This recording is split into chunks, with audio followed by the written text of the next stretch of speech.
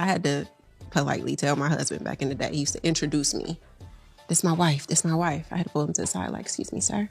Don't introduce me as that, please. I am not your wife. And I deserve that title when the time is right. Baby, you smart. You very smart. Savannah has allowed me to basically be as great as I wanted to be with my career and my journey, because she knew I wanted to be the greatest of all time. And Savannah allowed me to do that by basically saying, I got this at the house. Don't worry about it. I got it. That is, she's the greatest. So LeBron James' marriage or his wife is under attack from these peasants and bums online.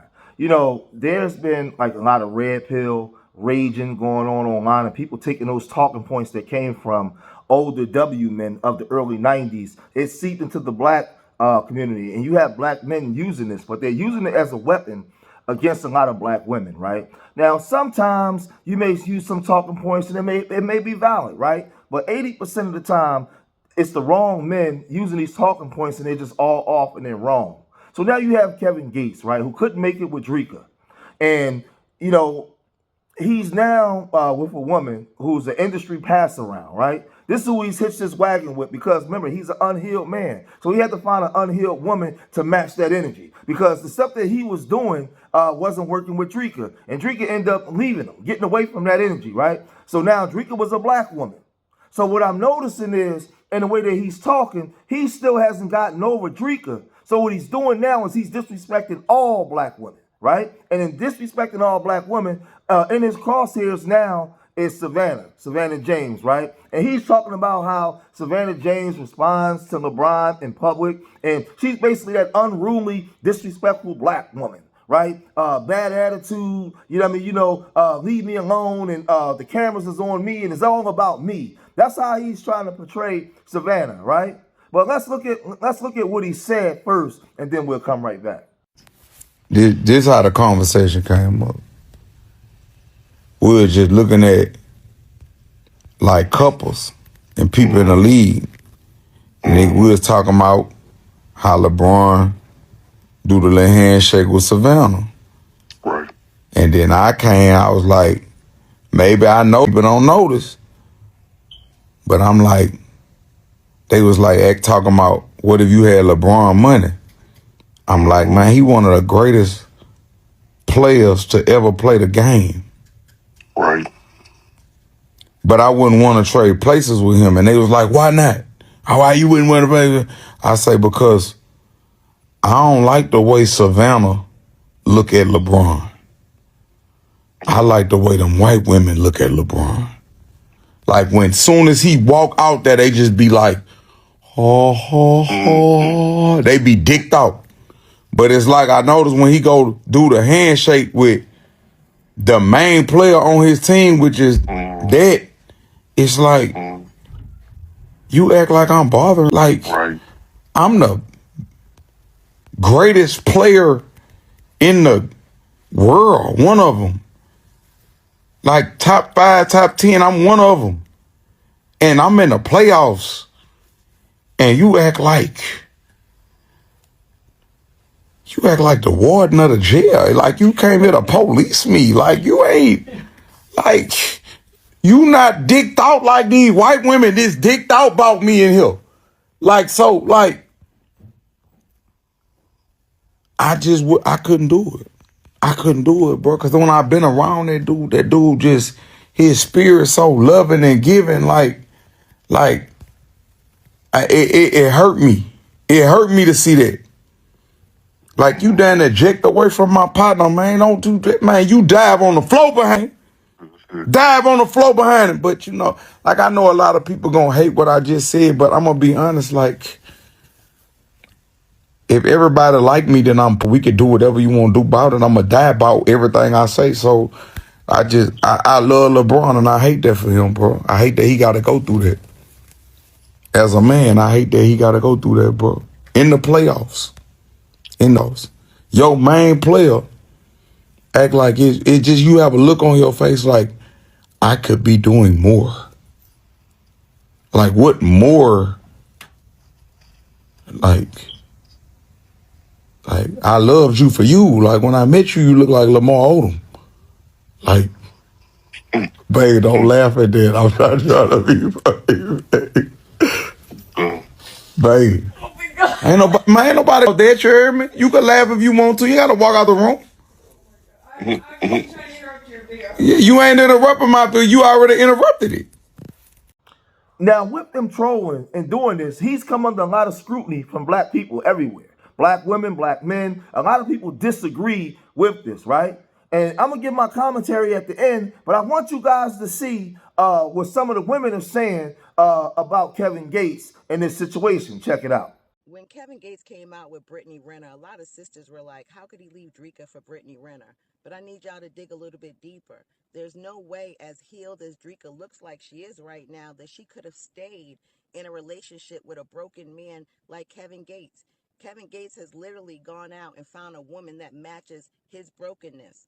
And if Drika is as healed and has done the work that it looks like she's done, you can't be with a man that is as toxic as this. Kevin Gates is a scary man because he is a man that depends on women's whole energy to be who he is. As much as he's supposed to be giving his life to God, God is not his power source. The women that he sucks from, that he draws their energy from, they are his power source, which means that he will take everything from you in order for him to keep on being who he is. That's why we need men that use God as their power source and not us. Don't use God for their energy and not us. And pray for Brittany because baby girl is just really going down a very scary path. But put praises in the ear for Drika because she got away from it. Have a good day. Now, this woman is saying that Kevin Gates isn't healed, and I agree with that. And Kevin Gates, when you look at him, you look at his mannerisms, man, he's real funny style. And I've been saying now, he talked about how he had some things happen to him as a child. And that's not funny. That's not something that people should make fun of because that's horrible, right? But I think that unhealed, when you got unresolved issues, it shows out in your life as an adult. And the way he behaves and the way that he talks. I even saw him on stage spitting a pregnant woman's mouth.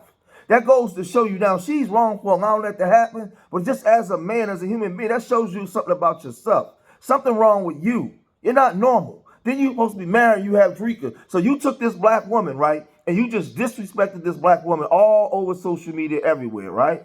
Everywhere. Because you're supposed to be a married man. You claim that you're supposed to be Muslim, but you're not living right through Islam. First of all, you indulge in the music, right? But second of all, you have a wife and you just disrespecting her. So now it didn't work out with the black woman. So now your aim is towards all black women. Well, let's look at his response.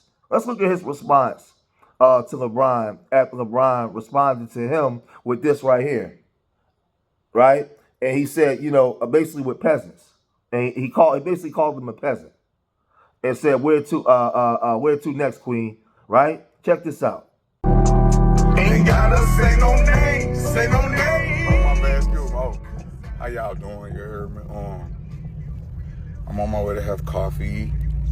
Coffee spelled backwards is E, fuck. And before we've had our coffee, we don't give E anything. But I just want to say one thing.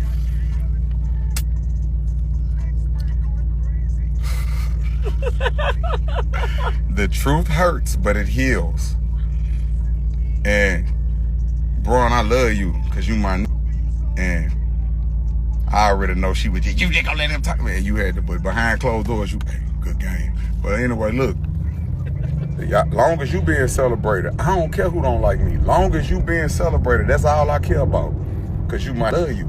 So I don't care if I gotta fall out with somebody I love to get the results. We're gonna get the results. But if anybody I'm a life coach and a guru. Y'all 24 hours. You smile. You smile at that black man. You smile at him. Hey, because you know one thing. Today is Easter. You know what come with Easter, huh? It got a lot of bunnies hopping around out here. They about to take a trip on their favorite rocket ship. So they got some bunnies on it. But nah, though, I love y'all. If anybody else need life coaching advice and things of that nature, y'all go to my I got a text line at the top of my bio, you heard me? Sometimes the truth hurts, but it heals. I love you all. This is Kevin Gates, and me and Brittany will approve this message. I love this for me. This man is saying that he's a life coach and a guru. He can't maintain a relationship for 5 minutes. He couldn't show black love, right? He go gets a woman that's an industry pass around with daddy issues, right? Clear daddy issues. We've seen her have mental breakdowns online, and and allowing men to just run all through her, right? Plant seeds all in her soil, right? This is the type of woman that he hitches his wagon to, right? He had a wife. He had a good wife that was willing to stand behind him. That was a black woman. He didn't like the fact that she was holding him accountable for his bad behavior. She was holding him accountable for his misdeeds. She was holding him accountable, right? He didn't like that. So when you step back and you listen, see, I've been married for 24 years. So I all know all about sacrifice, commitment, accountability, right? I know how to separate love and lust. I know how to separate and understand that it takes the sacrifice, the commitment, the work ethic that I'm willing to put into my marriage to maintain it, right? To maintain it. It's where the love comes from. I sat with a woman and watched her in her 20s, now in her late 40s. I saw babies come out of this woman, right? I watched babies grow. I watched this woman hair grow from brown to gray, start to turn gray. I've been with a woman long enough to watch us grow old together. So when we see each other, we don't have to be always excited to see each other, right? When you see those so-called W women he's talking about, they're fans. They're fans of his. They're fantasizing of what it would be to be with LeBron. And 90% of the time it's sexual energy. That's all it is. It's not the sacrifice and commitment of being in a relationship. This woman was with him when he had nothing. Nothing. And they built something together. So online, you want to complain about women, right? Being unruly, disrespectful, unrealistic ideas. But now you coming after the woman who was with the man when he had nothing, right? Nothing. Stayed quiet in the background, took care of the house, took care of the family, and allowed the king to ascend, because as the king ascended, the family ascended.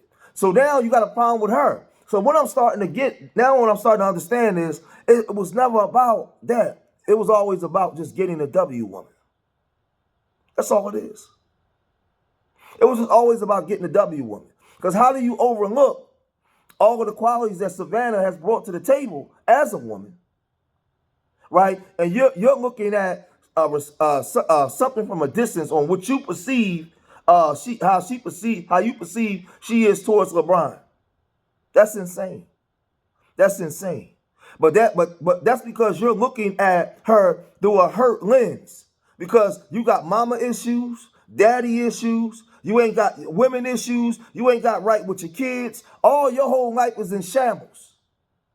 And this is the new wave. You have people online speaking on relationships that's not qualified to speak on relationships. I don't care if you got money. I don't care if you got fame. Your talent got you there. That don't mean that you're a sound person or a disciplined person to actually speak on relationships. You're good at one thing. That's it. But you're a social misfit. And this stuff is sad, man. This stuff is real sad because you have real decent black families out here, and now they're getting disrespected, right? People see that I've been married for 24 years, and you'll find something to try to find something to disrespect my wife. What is wrong with you people?